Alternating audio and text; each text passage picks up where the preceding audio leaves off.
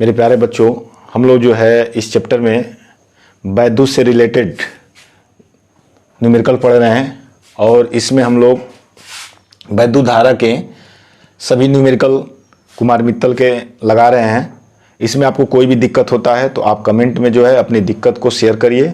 हम कोशिश करेंगे कि जो है आपकी पूरी दिक्कत को किसी भी तरह किसी भी व्यवस्था से आपके दिक्कत को जो है कवर किया जाए। और एक क्वेश्चन जो है आपके ठीक सामने है। इस क्वेश्चन में देखिए, आप लोग बोला है क्वेश्चन 0.5 मिमी त्रिज्या के एक तार में, देखिए एक तार है यहाँ पर और इसका जो त्रिज्या दिया है, तार का रेडियस जो दिया है r से दिखाते हैं इसको, और ये दिया है 0.5 mm। इसको सबसे पहले हम लोग ये त्रिज्या जो 0.5 mm दिया है इसको हम लोग मीटर में बदल लें तो 0.5 10⁻³ से गुणा कर देंगे, ये मीटर में चेंज हो जाएगा। कह रहा है 0.5 एम्पियर की वैद्युत धारा है, धारा जो इसमें बह रही है 0.5 एम्पियर की वैद्युत धारा है। कह रहा है यदि तार में मुक्त इलेक्ट्रॉनों की संख्या 4 × 10⁻28 प्रति घन मीटर क्यूब हो, यानी प्रति घन मीटर आयतन में इलेक्ट्रॉनों की संख्या को हम लोग n से दिखाते हैं और ये दिया हुआ है 4 × 10⁻28 ये दिया हुआ है। तो उनके अनुगमन वेग की गणना कीजिए। अनुगमन वेग को Vd से शो किया जाता है, यही हमको निकालना है। अब इसमें इस क्वेश्चन में आप देख रहे हैं कि हमको Vd निकालना है। इसके लिए हमको निकालना पड़ेगा एरिया।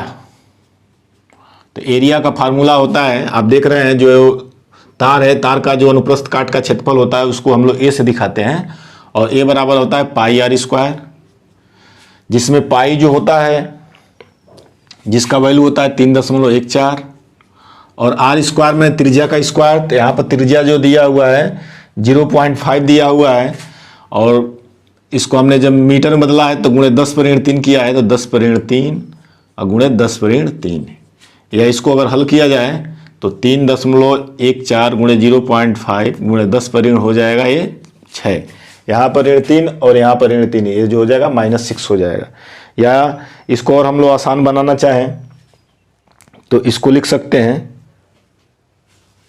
आप देख रहे हैं यहाँ पर r, यहाँ पर जो है r था 0.5 तो यहाँ पर भी इसका स्क्वायर होगा, क्योंकि r का वैल्यू दिया है 0.5 10⁻³ तो यहाँ पर भी 0.5 का स्क्वायर करेंगे हम लोग तो 0.5 का जो है स्क्वायर करेंगे तो यहाँ पर हो जाएगा 0.25, ये हो जाएगा 25। 0.5 का स्क्वायर 0.25 और 10⁻³ गुणे 10⁻³ तो 10⁻6 हो जाएगा। तो ये आपका एरिया आ गया 3.14 गुणे 0.25 गुणे 10⁻6, ये जो है आपका एरिया आ गया। अब इसको हल करने के लिए हम लोग क्या करते हैं और इसको छोटा कर लिया जाए, 3.14 गुणे 0.25 गुणे 10⁻6 यहाँ पर लिखा हुआ है। अब इसको और आसान अगर हम करना चाहें तो इसको आसान करने के लिए हम लोग क्या करते हैं, इस अगर दशमलव हटाना चाहते हैं तो ऊपर जो है 10⁻² का गुणा और नीचे भी 10⁻², अर्थात 100 का ऊपर गुणा 100 का नीचे गुणा हम लोग कर लेते हैं। तो a बराबर हो जाएगा, इसको अगर हम लोग हल करें तो a बराबर हो जाएगा 3.14 गुणे और 0.5 में 10⁻² अर्थात 100 से गुणा किया जाएगा तो दशमलव हट जाएगा तो a हो जाएगा 25 और 10⁻6 है ऊपर और 10⁻² है, इसको ऊपर ले जाया जाए तो 10⁻2 हो जाएगा। या a बराबर लिख सकते हैं 3.14 25 गुणे ऋण 6 ऋण 2 जो है ऋण 8 हो जाएगा। तो ये जो है हमारा एरिया निकल गया 3.14 25 गुणे 10⁻8, ये हो जाएगा मीटर स्क्वायर। उसके बाद जो है हमें जो है निकालना है अनुगमन वेग। तो अब इसको जो है मैं मिटा दे रहा हूँ, यहाँ से जो है मैं मिटा दे रहा हूँ, इसको आप लोग ध्यान देंगे। हमें अनुगमन वेग निकालना है तो अनुगमन वेग के लिए हम लोग को फार्मूला मालूम होना चाहिए। हम लोग अनुगमन वेग का जहाँ फार्मूला जानते हैं Vd बराबर I/NEA, ये जो है अनुगमन वेग का फार्मूला होता है। या इसको हल किया जाए तो I का मान क्वेश्चन में दिया हुआ था, मैंने नोट भी किया था 0.5 था और n मतलब प्रति एकांक आयतन में मुक्त इलेक्ट्रॉनों की संख्या है जो क्वेश्चन में दिया हुआ है 4 × 10⁻28 और यहाँ पर लिखा हुआ है E का मतलब होता है इलेक्ट्रॉन पर आवेश जिसका मान 1.6 × 10⁻19 और यहाँ पर एरिया दिया हुआ है, एरिया का हम लोगों ने मान निकाला है 3.14 गुणे 25 गुणे 10⁻8। अब इसी को आपको हल करके जो है आपको VD का मान निकालना है, या लिख सकते हैं VD बराबर, ऊपर लिखा हुआ है 0.5, तो 0.5 हो गया। यहाँ पर 4 गुणे 10⁻28 गुणे 1.6 गुणे 10⁻19 गुणे 3.14 गुणे 25 गुणे 10⁻8 ये लिखा हुआ है। इसको अगर हम हल करना चाहें तो देख रहे हैं कि इधर 1 अंक के बाद दशमलव है, इधर 2 अंक के बाद दशमलव है। अगर इस दशमलव को हटाना है तो हमें नीचे ऊपर जो है 10 से गुणा करना पड़ेगा, और अगर इस दशमलव का हटाना है तो हमको नीचे ऊपर जो है 100 से भी गुणा करना पड़ेगा। ये जो है हम दशमलव हटाने के लिए कर रहे हैं। तो अगर अब इसको हम लोग अगर हल करें तो ये आ जाएगा 0.5 गुणा 10 में करेंगे तो ये हो जाएगा 5 इंटू बगल में जो है 100 बचा हुआ है। अब यहाँ पर 4 गुणे 10⁻28 गुणे 1.6 गुणे 10⁻19। अब आप यहाँ देख रहे हैं 1.6 है, अगर 1.6 में 10 का गुणा कर दें तो ये 16 हो जाता है गुणे 10⁻19। और 3.14 में 100 का गुणा करेंगे तो ये 314 बन जाता है गुणे 25 गुणे 10⁻8। ये जो है इसको हल करने के बाद जो है इतना आ गया। अब हमको क्या करना है, ऊपर 5 गुणे 100 लिखा हुआ है, ये 5 गुणे 100। अब ये नीचे का जो है हम जो है कैलकुलेट करके इसको हल कर लें तो ये हो जाएगा 4 गुणे, यहाँ पर 16 है, सब अंक को एक साथ ले रहे हैं, 4 गुणे 16 गुणे 314 गुणे 25 और गुणे 10⁻8 में 10⁻19 जोड़ा जाएगा तो ऋण 19 और ऋण 8 ये जो हो जाएगा 10⁻19 और 8 27 हो जाएगा, ऋण 27, और ये यहाँ पर 10⁻28 यहाँ पर है तो ये हो जाएगा 10⁻28। या इसको और हल किया जाए, इसको हल किया जाए तो ये हो जाएगा 5 गुणे 100 और 4 गुणे 16 गुणे 314 गुणे 25 और 10⁻27 है और यहाँ पर 10⁻28 है तो 28 में 27 घटाएंगे 10⁻1 हो जाएगा, जिसको हम लोग 10 भी लिख सकते हैं, अब इसके बाद जो है कैलकुलेशन हम लोग ऊपर करते हैं, जगह के नीचे कमी है। अब जो है हम लोग कैलकुलेशन को ऊपर करेंगे तो आप देख रहे हैं ऊपर आ गया है 5 गुणे 100, यहाँ पर जो है VD हम लोग निकाल रहे थे, ऊपर है 5 गुणे 100 और नीचे है 4 गुणे 16 गुणे 314 गुणे 25 गुणे 10। अब इसके बाद हमको हल करना है तो सबसे अच्छा तरीका है कि अगर हम 5 से 5 कम 5 25 25 काट दें और वहाँ पर 10 भी है तो इसको अगर हल करना चाहें तो ऊपर हो जाएगा 100 और नीचे हो जाएगा 4 गुणे 16 गुणे 314 और गुणे 5 गुणा 10 में करेंगे तो ये हो जाएगा 50। या लिख सकते हैं VD बराबर, ऊपर 100 है, ऊपर आप देख रहे हैं कि जो है 100 दिया हुआ है, इसको भी हम लोग हल कर ले रहे हैं। ये हो जाएगा 100 और नीचे है 4 गुणे 16 गुणे 314 गुणे 50। ये जो है यहाँ पर आप देख रहे हैं इतना हो गया। अब जो है हमको क्या करना है, इसको हम लोग ऐसे भी लिख सकते हैं बराबर 100, 4 को हम लोग लिख सकते हैं थोड़ा सा आसान तरीके के लिए, 2 गुणे 2, उसके बाद है 16, उसके बाद है 314 और गुणे 50। ये जो है इसको हम लोग ऐसे लिख सकते हैं। अब इसको अगर हमको हल करना है तो आप देख रहे हैं 2 दूना 4 और 4 का गुणा 50 में किया जाए तो ये हो जाएगा 100। ध्यान दीजिए 2 दूना 4, 50 चौक को 200 हो जाएगा। नीचे जो है आप यहाँ क्लियर देख रहे हैं 2 गुणे, यहाँ पर देख सकते हैं 2 गुणे 16 गुणे 314 गुणे 50। या इसको हम हल करना चाहें तो 50 का गुणा केवल अगर 2 में कर दिया जाए, इस वाले 2 में कर दिया जाए तो ये हो जाएगा 100, 50 गुणे 2 100 हो जाएगा और गुणे 2 यहाँ पर बचा है गुणे 16 और गुणे 314। स्पष्ट दिखाई दे रहा है, उसके बाद हम लोग लिख सकते हैं VD इक्वल टू, नीचे का मिटा दिया जाए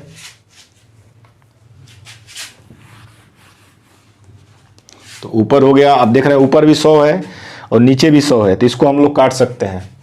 इस 100 से इस 100 को कैंसिल कर सकते हैं।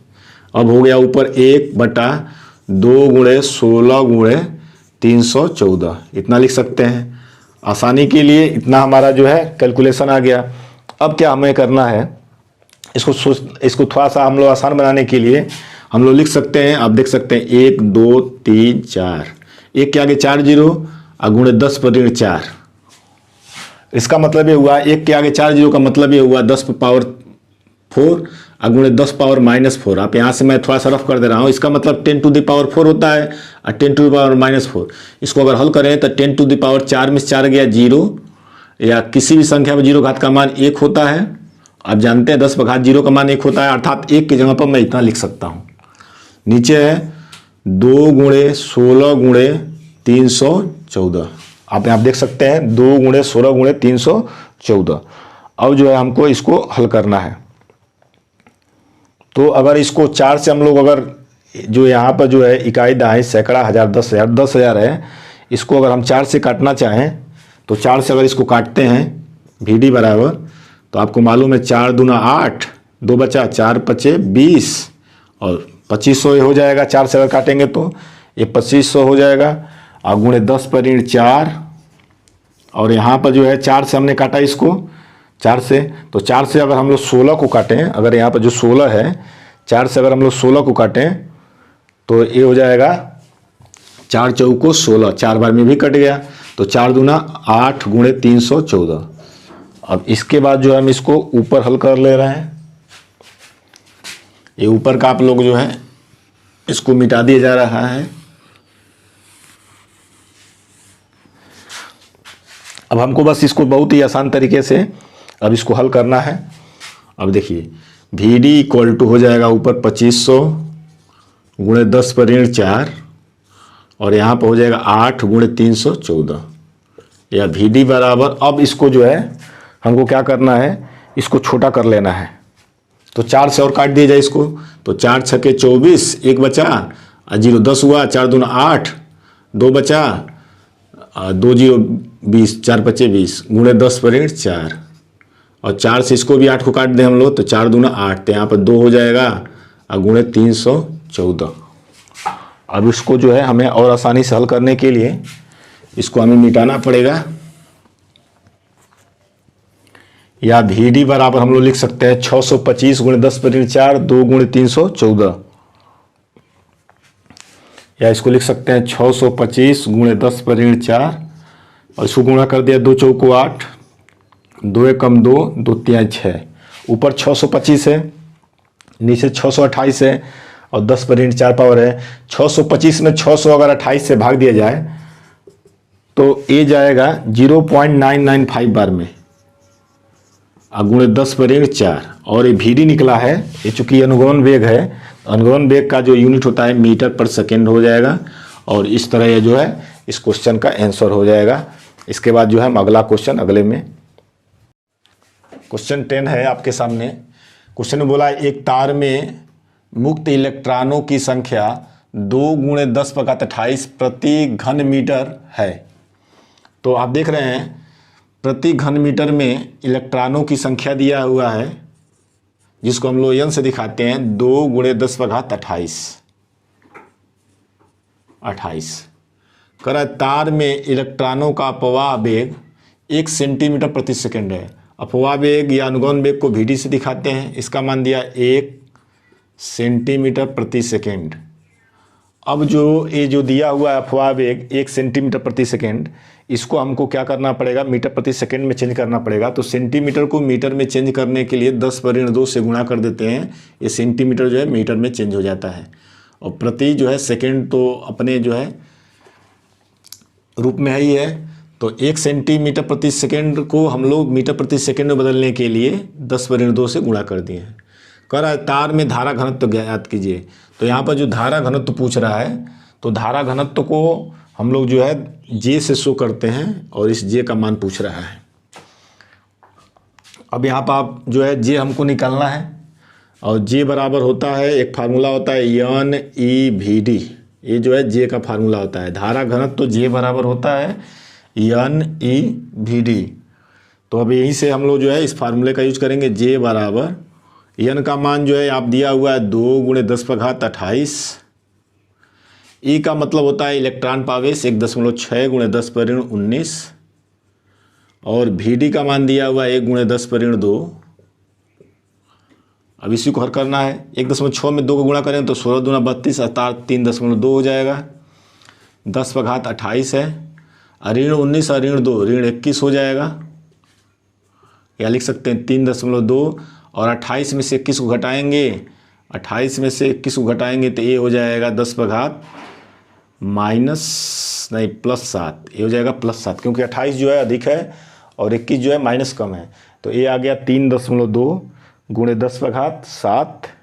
और आपको मालूम है जे का जो है यूनिट होता है, जे का जो यूनिट होता है, जे का यूनिट वो होता है एम्पियर प्रति मीटर स्क्वायर। ये किस कैसे यूनिट आता है, तो जे का यूनिट हम लोग निकालने के लिए जे बराबर होता है I/A। ये फार्मूला भी होता है जे बराबर I/A।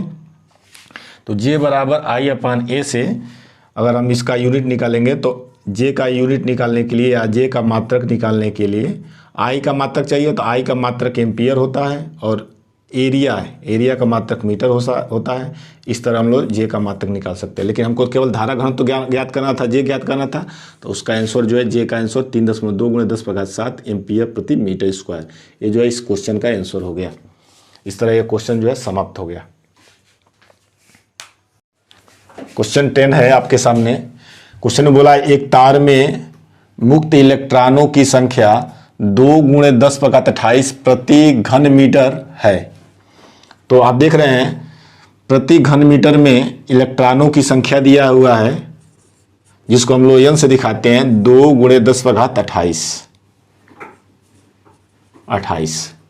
कह रहा है तार में इलेक्ट्रॉनों का अपवाह वेग 1 सेंटीमीटर प्रति सेकंड है। अपवाह वेग या अनुगमन वेग को VD से दिखाते हैं। इसका मान दिया 1 सेंटीमीटर प्रति सेकंड। अब ये जो दिया हुआ है अपवाह वेग 1 सेंटीमीटर प्रति सेकंड, इसको हमको क्या करना पड़ेगा, मीटर प्रति सेकंड में चेंज करना पड़ेगा। तो सेंटीमीटर को मीटर में चेंज करने के लिए 10 पर ऋण 2 से गुणा कर देते हैं। ये सेंटीमीटर जो है मीटर में चेंज हो जाता है। और प्रति जो है सेकंड तो अपने जो है रूप में ही है। तो 1 सेंटीमीटर प्रति सेकंड को हम लोग मीटर प्रति सेकंड में बदलने के लिए 10 पर ऋण 2 से गुणा कर दिए हैं। कह रहा है तार में धारा घनत्व ज्ञात कीजिए। तो यहाँ पर जो धारा घनत्व पूछ रहा है, तो धारा घनत्व को हम लोग जो है जे से शो करते हैं और इस जे का मान पूछ रहा है। अब यहाँ पर आप जो है जे हमको निकालना है और जे बराबर होता है, एक फार्मूला होता है NEVD। ये जो है जे का फार्मूला होता है। धारा घनत्व तो जे बराबर होता है NEVD। तो अब यहीं से हम लोग जो है इस फार्मूले का यूज करेंगे। जे बराबर एन का मान जो है आप दिया हुआ है 2 गुणे 10 पर घात 28। ई का मतलब होता है इलेक्ट्रॉन पावेश 1.6 गुणे 10 पर ऋण 19। और VD का मान दिया हुआ है 1 गुणे 10 पर ऋण 2। अब इसी को हल करना है। 1.6 में 2 को गुणा करें तो 16 दूना 32 अर्थात 3.2 हो जाएगा। 10 पर घात 28 है, ऋण 19 और ऋण 2 ऋण 21 हो जाएगा, या लिख सकते हैं 3.2।